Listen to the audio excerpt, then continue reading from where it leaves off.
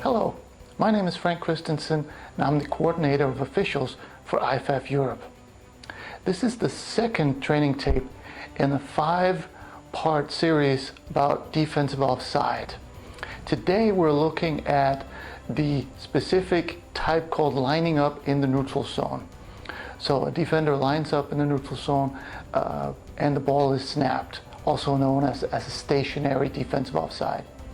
But before we get to the tapes and have a look at when it's big enough for us to call, let's have a look at what the rulebook and the MOFO have to say.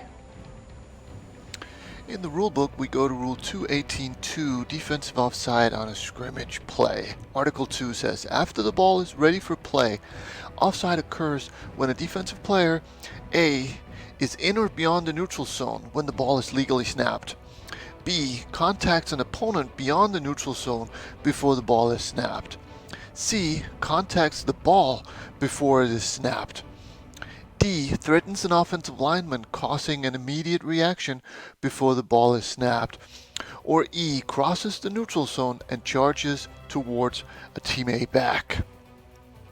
Rule 715 talks about B requirements.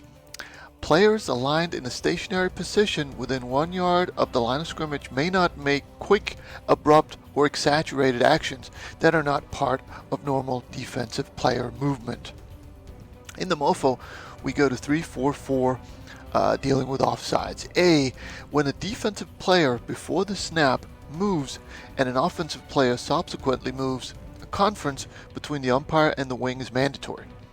This is to determine if the defensive player was in the neutral zone and if the offensive player was threatened. When in question, the offensive player is threatened. If the team A player who first moved is not threatened, it is a false start. B says, when a defensive player before the snap crosses the neutral zone and charges towards a team A back, it is a dead ball offside foul. The time to call this as a foul is when the defender passes the hip of the nearest team A lineman. C goes on to say, don't rule a defensive player offside if he is stationary and only intruding on the neutral zone by a trivial amount. D, don't be picky about offside, particularly on fields that are not marked perfectly. And E says, don't call offside if the defensive player is moving forward at the snap but is not actually in the neutral zone. And finally, 13.2, dealing with responsibilities for wings on basic scrimmage play, says, observing offside and other line of scrimmage infractions by Team B players, especially those between you and the ball. So as a wing, you are primarily responsible for anything that happens between you and the ball, and secondarily responsible for what happens on the other side of the ball. So your most of your focus should be on your side of the ball. And that was the book. Now let's have a look at some game film. In this first example, we're looking at the near cornerback, and so the line of scrimmage is the +2, so that's the 43-yard line, and he's lined up all the way at the 1 yard beyond, or maybe even more. And this is too much for us to ignore, and the reason is this has an impact on the play because the receiver is lined up in the backfield hoping to get a free release off the line of scrimmage, and the cornerback takes that away from him here. So this is one that is too big to ignore, and we need to call this as a defensive offside lining up in the neutral zone. Again, we're looking at the cornerback closest to the camera, and this is what the MOFO means by lining up in the neutral zone by a trivial amount. So he may be marginally in the neutral zone, but it has no effect on the play. It has no effect on the receiver's ability to get off the line of scrimmage. So this is one that we can and should leave alone.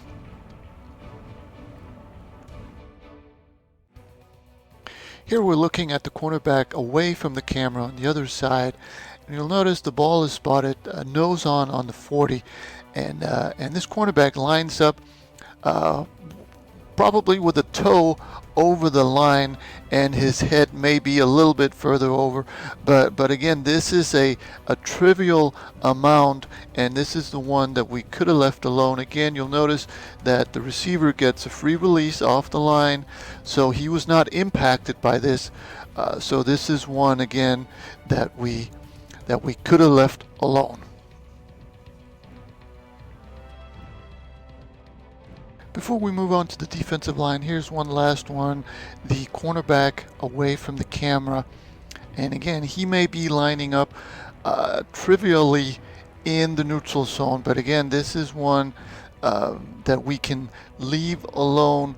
And you'll notice again, it has had no impact on the play because the receiver got his free release and there is really no reason to be technical or ticky-tacky on this one. So again, this we can leave alone.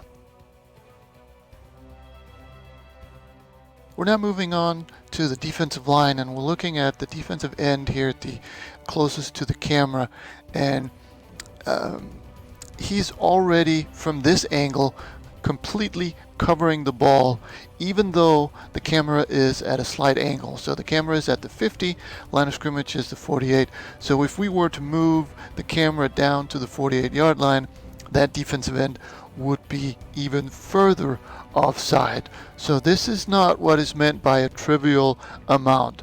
This is, so far, he's probably even beyond the neutral zone, and he's made his way all the way into the offensive side of the ball. Now there may be a reason why he's lining up like that, because the guard and the tackle are almost, if not also, lining up illegally, and that is certainly something that we would want to address. But for now, we're looking at the defensive line, and he certainly is too far beyond the neutral zone or into the neutral zone that this is one that we would want called by the relevant wing official.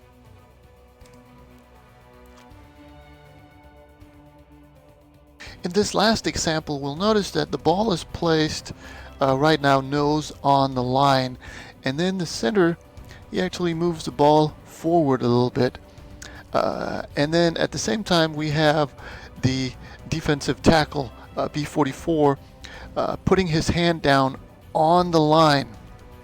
So right now his hand is at the same place as the ball, but actually the line of scrimmage or the neutral zone doesn't move just because the center moves the ball forward.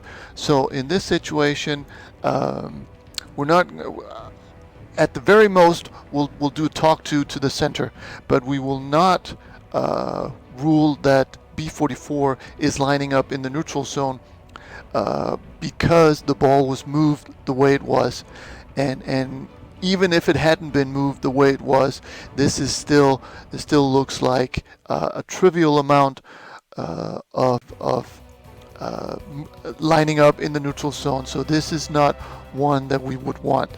We can let this one go. And that was it for this edition. That was the training tape. So I hope you found something you can use on the field.